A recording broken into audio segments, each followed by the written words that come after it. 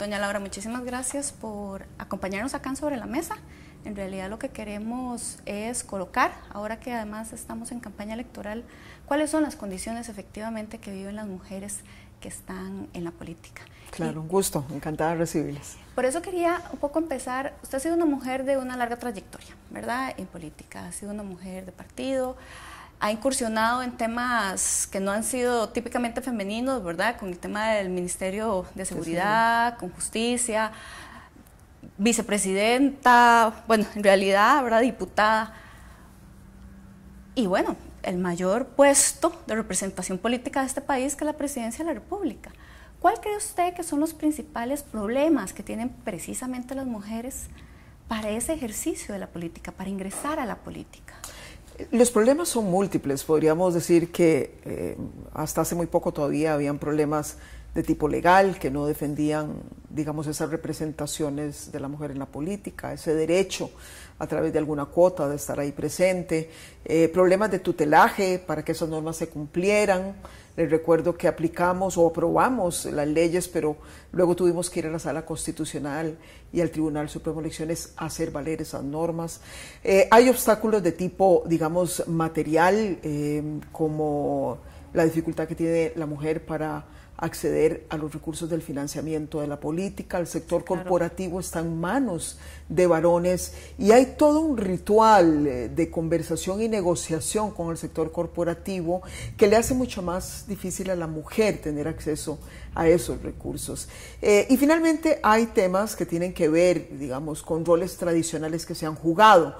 El cuidado de la familia, las obligaciones del hogar siguen siendo una gran barrera que le impiden a la mujer liberar tiempo para acceder a una actividad tan demandante como la política. Pero más allá de todos estos problemas, de todos estos obstáculos, todos los cuales están siendo respondidos de una u otra manera, a través de leyes, de políticas públicas, para mí el mayor obstáculo que sigue estando ahí, que si bien hay cambios, sigue siendo el mayor elemento de resistencia para la incorporación de la mujer plenamente a la política, son los obstáculos que no son tangibles, son aquellos que no vemos, son aquellos que no podemos tocar, pero que nosotras las mujeres podemos sentir, y es el peso de los estereotipos que hacen parte de una cultura que sigue considerando el poder como algo dotado de características masculinas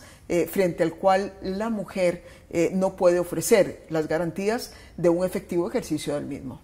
Y además, doña Laura, yo preguntaba en una investigación que ahora le comentaba, ¿cuáles eran, digamos, las razones por las cuales algunas mujeres a nivel local ingresaban a la política? Y una de esas características era para ejercer el poder. Y la gran mayoría no escogió esa opción. Es mal visto que una mujer diga que quiere hacer ejercicio del poder, un poder bien pensado, ¿verdad? Un poder para hacer, ¿verdad? ¿Usted se ha encontrado con otras mujeres que están en política que también tienen como esa resistencia de que el poder es como algo que no es parte de ser mujer? Sí, claro, efectivamente, no solamente así lo piensa un sector, yo creo que sigue siendo bastante mayoritario de la población, que en mi caso se hizo la excepción, no tanto por el hecho de que la gente quisiera votar expresamente por una mujer, sino porque fundamentalmente en ese momento había una demanda en relación con el tema de la seguridad, y yo era la que daba más garantías, digamos, a los ciudadanos costarricenses de poder resolver ese problema, pero sigue asociándose el poder a características fundamentalmente masculinas, lo cual es un sinsentido, porque veámoslo de esta manera, el poder es por sobre todo servicio público, más que otra cosa. Y si lo vemos desde el punto de vista del servicio público, más bien podríamos decir que la naturaleza femenina está más hecha o es más propicia para el ejercicio del mismo. Cuando lo vemos como algo imperial, como ese poder vertical, como esa autoridad que se ejerce de manera, digamos, autocrática de abajo para arriba, pues por supuesto que posiblemente la imagen que nos venga a la mente sea la de un hombre, pero cuando hablamos del poder como tiene que ser, es decir, servicio público, negociación constante, diálogo permanente, ahí es en donde yo les digo a las mujeres, un momentico, nacimos para eso, y no tanto esa imagen que se ha vendido de ese poder con características tan masculinas. Sí, claro, y de hecho hay diferentes investigaciones que precisamente plantean eso, que cuando hay más mujeres ingresando a espacios de política, las negociaciones son más transparentes, se toman de una forma, digamos, distinta, que hay más trabajo en equipo, y eso está estudiado. Dijo doña Michelle Bachelet hace poco en una entrevista que se le hizo a la BBC, de hecho el pasado octubre: yo soy presidenta casi a pesar de ser mujer. ¿Se identifica con esa frase con respecto a lo que fue el ejercicio de su presidencia? Sí, yo diría que sí, sin que suene esto, vamos a ver, a una especie de complejo personal, y como yo la conozco también a ella, estoy segura que habla desde ahí, porque si hay algo que tenemos que entender nosotros las mujeres, es que cuando la sociedad reacciona como reacciona, frente a las mujeres que por primera vez llegamos a espacios a donde nunca se había accedido, no tiene que ver con un problema personal, no es que están reaccionando contra Laura, contra Michelle Bachelet, es un tema cultural, es un tema que tiene que ver con el género que nosotros representamos, la mujer, ¿no? De manera que sí, eso es así. Yo siempre he dicho que en realidad ninguna sociedad va a votar nunca por una mujer por el mero hecho de ser mujer, y tampoco nosotros estamos esperando que así sea, pero ya de por sí es un gran avance cuando por lo menos países como Chile, como Costa Rica, se olvidan de que somos mujeres. Porque si se lo piensan mucho, empieza la complicación. Yo recuerdo, y esto lo conversé mucho con Michelle Bachelet, el esfuerzo que teníamos que hacer en nuestras respectivas campañas para no insistir demasiado en que éramos mujeres. Claro. Si insistíamos demasiado, empezábamos a cruzar una línea peligrosa en donde un sector de la población se nos iba. Sí, por supuesto. Hace poco también, en octubre pasado, un presentador de un programa de radio dijo, después de ser electa la primera ministra, Jacinda Ardern, de Nueva Zelanda, ¿verdad? Y que le decían que en Nueva Zelanda tenía derecho a saber si su primer ministro va a tomarse una baja maternal, porque además de ser mujer, es una mujer muy joven, ¿verdad? Y sin hijos. Ella, ¿verdad? Evidentemente muy molesta, le contesta que es inaceptable que en el 2017 decir que las mujeres tienen que responder a esa pregunta en su lugar de trabajo. La decisión de una mujer sobre cómo quiere tener hijos no debería predeterminar si se les ofrece o no un trabajo. Digamos, este es un ejemplo muy típico, ¿verdad? Muy típico. Pero a mí me gustaría, digamos, como conocer, ¿verdad? Si a usted se le presentaron barreras en ese sentido, ¿qué elementos que una podría como identificar como acoso, violencia política, pudo, digamos, usted identificar a la hora de, bueno, ahora que hablaba en campaña, cuando era candidata, claro, y cuando ejerció efectivamente la presidencia? Porque sí, en algún momento, ahora lo hablábamos, ¿verdad? Y lo hemos hablado en diferentes espacios, el tema de cuando un hombre es presidente el 1 de mayo, el tema es, bueno, ya ahora es al segundo día, pero bueno, ¿qué es lo que va a ir a decir? Así es. Cuando era usted presidenta era de dónde fue a comprar el vestido. ¿Verdad? Yo decía, ¿y a mí qué me importa dónde compró el vestido doña Laura? O sea, en realidad lo que me interesa es lo que va a ir a plantear. Sí. ¿Qué tipo de cosas en ese sentido se le presentaron? Sí, hay todo un reto desde el punto de vista comunicacional. Yo diría que lo más complejo que nos corresponde manejar. Y muchas no le damos la importancia porque, vaya, somos personas que, al igual que los hombres, se preparan para ir a tomar decisiones, claro, y hacerlo de la mejor manera posible, y no te imaginas nunca, hasta que no estás ahí, que la gente va a hacer una lectura tuya muy diferente a la que hacen de los hombres tomando decisiones. Y te puedo poner varios ejemplos, voy a buscar 2 o 3 que sean como los más emblemáticos de lo que quiero decir. Yo presento mi candidatura después de que tengo casi 20 años de carrera pública. Fui la precandidata con más condiciones de experiencia en el sector público, y fui la candidata también con más condiciones de experiencia y trayectoria en el sector público. Y había sido puesta a prueba, es decir, había ocupado cargos públicos, la gente me había visto, digamos, trabajar. En el momento que ya yo me configuro como la precandidata y luego la candidata, todo eso se borra de mi expediente, ya eso parecía no tener ningún sentido, y toda la imagen mía se subsume a una marioneta. Sí. Que está siendo manejada. Había anuncios de la marioneta. Claro. Exacto, que es manejada por los hilos por parte de un grupo de varones que están ahí arriba. Esa fue la imagen que en adelante se transmitió mucho de mí. Y todas las preguntas que empezaron en algún momento a prevalecer de parte de los medios de comunicación era si yo iba a tener criterio propio. Sí. ¿Verdad? Porque habían unos varones de la política que me apoyaban, como yo les decía, pero siempre han habido delfines en la política, siempre han habido gente de mayor edad que apoya a los de menor edad. Eso ha sido así. Hasta ahora se preocupan ustedes de si yo voy a tener criterio propio. Bueno, ahí se reflejaba mucho este estereotipo. El otro asunto fue que muy rápido se empezó a hablar de la agenda light de la presidenta. Sí. Y esto porque, vaya, yo no tenía primera dama. Y mi esposo no tenía por qué hacer las cosas que habían hecho las primeras damas. Entonces mi agenda era doble. Yo veía las cosas fuertes de la presidencia, pero también me apuntaba que al desfile de modas para recaudar fondos, que los chiquitos de la cosa con el cáncer, que las damas grises para... Y entonces los medios cubrían eso como si fuese primera dama y enfatizaron más ese tema que lo otro, de manera que fueron proyectando una imagen de, digamos, de una presidencia light, ¿no? Y finalmente el otro tema fue la primera entrevista que me hacen al cabo de los 100 días. Llega el periodista, le damos la entrevista, me preparo de la mejor manera posible, al día siguiente abrimos el periódico y el periodista arranca diciendo, entramos a la oficina de la presidenta y mientras la entrevistábamos se proyectaba en la pantalla de la televisión de su oficina la telenovela de las 2 de la tarde. Vaya, yo después no seguí leyendo la entrevista porque... ¿Para qué? ¿Para qué? Es lo mismo que estar haciendo el costarricense. Dejó de leer la entrevista sacando la conclusión de que eligió a una mujer que lo que hace ahora es ver telenovelas en lugar de gobernar. Vaya, mi oficina era una oficina muy viva, la televisión siempre estaba encendida para monitorear distintos programas, sobre todo de noticias, y le poníamos el mute o no. ¿Hubiese sido relevante, me pregunto yo, porque eso lo han hecho siempre todos los presidentes, de tener una pantalla encendida, si hubiese llegado y el hombre hubiera encontrado un partido de fútbol? Posiblemente no hubiese sido noticia. Las formas cuentan mucho. De ahí que gran parte del desafío que tenemos es manejar esas formas para poder transmitir lo que queremos transmitir. El hecho de que en cada discurso, el 1 de mayo, como lo señalas, eran más los comentarios sobre cómo vestía yo y no sobre el contenido de mi discurso, pone de relieve lo complejo que se nos hace.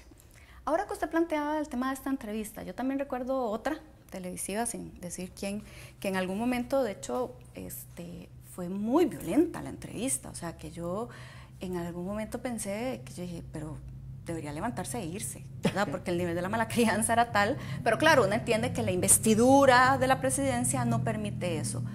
Y en otra entrevista que dio usted hace unos meses, también plantea que la forma en que también la prensa la trataba y la colocaba y colocaba los temas era muy diferente. Eso todavía, digamos, hoy que ya lo puede ver en retrospectiva, efectivamente fue tan fuerte. Sí, vamos a ver, obviamente yo no quiero, y creo que las mujeres nunca hemos pretendido comprar indulgencias por el hecho de ser mujeres. Lo único que pedimos es un trato igualitario.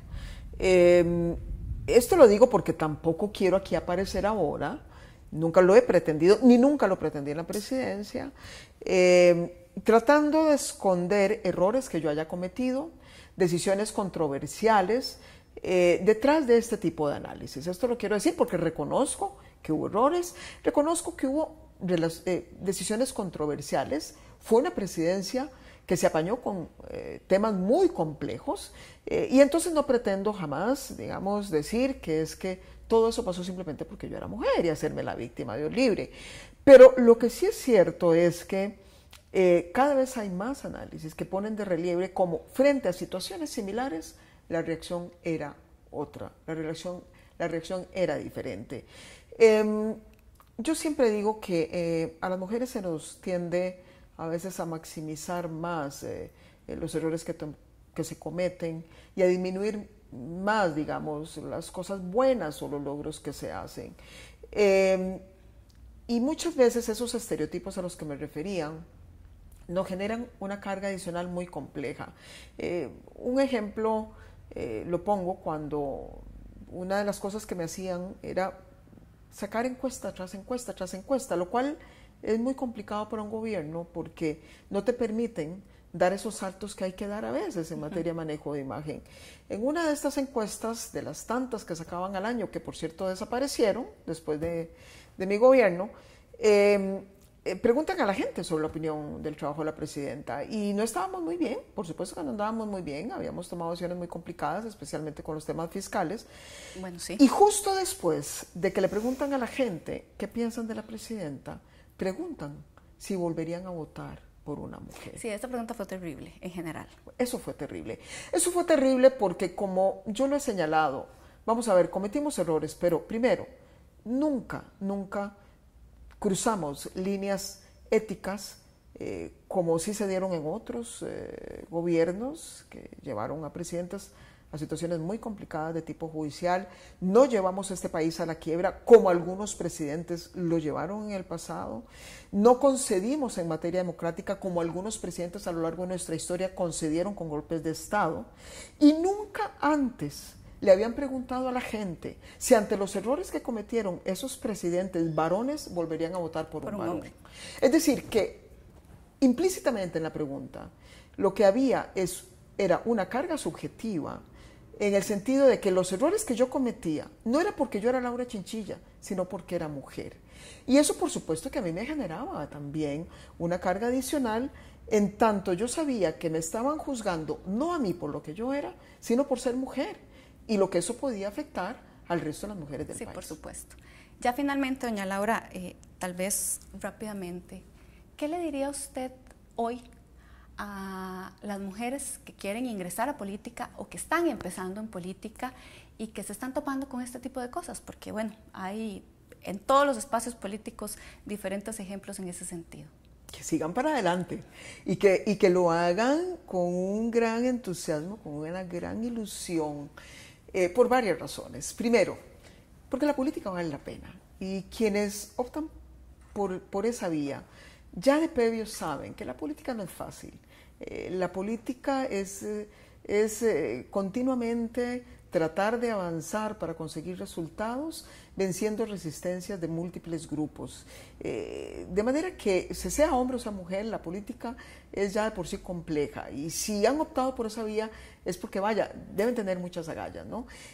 Segundo, porque a pesar de las dificultades que todavía subsisten, particularmente esos obstáculos intangibles, esos prejuicios que ellas lo van a vivir, la situación de hoy es mejor que la de hace algunos años.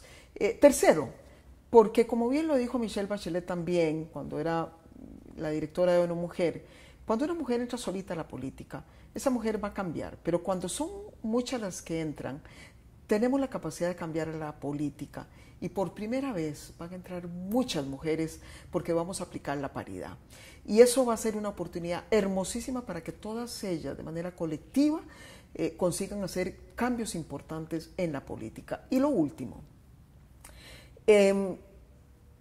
las mujeres podemos cometer muchos errores, tenemos problemas, tenemos defectos, limitaciones, igual que los tienen los hombres, y tenemos nuestras condiciones, nuestras destrezas y fortalezas, pero sí hay algo en lo que somos campeonas, y esto lo digo por haber conocido a tantas mujeres en tantas áreas, no solamente en la política, en el deporte, en el sector privado, mujeres trabajando en las comunidades, y es que la mujer es luchadora por definición. Siempre digo que lucha es sinónimo de mujer. Las mujeres a lo largo de la historia la han pasado muy mal. Las mujeres han sido castigadas, han sido vilipendiadas, han sido criticadas, han sido golpeadas, se han caído tantas veces, pero la mujer siempre se levanta. Y entonces ese espíritu de lucha es lo que va a garantizar que todas esas amigas que hoy están pensando en avanzar hacia la política, vayan a hacer posible alcanzar sus sueños, porque a pesar de los problemas que van a enfrentar, siempre van a tener la fuerza para levantarse y para seguir luchando. Bueno, más bien, muchísimas gracias, doña Laura, porque evidentemente que la mujer que ha logrado estar por primera vez en el puesto de elección popular más importante de este país, que nos plantea estas cosas, pues por supuesto que alienta a las mujeres que están y a las niñas que vienen detrás de que efectivamente la política dignifica y que tenemos que ser más y más mujeres. Muchísimas gracias. La mujer dignifica la política. Exactamente. También.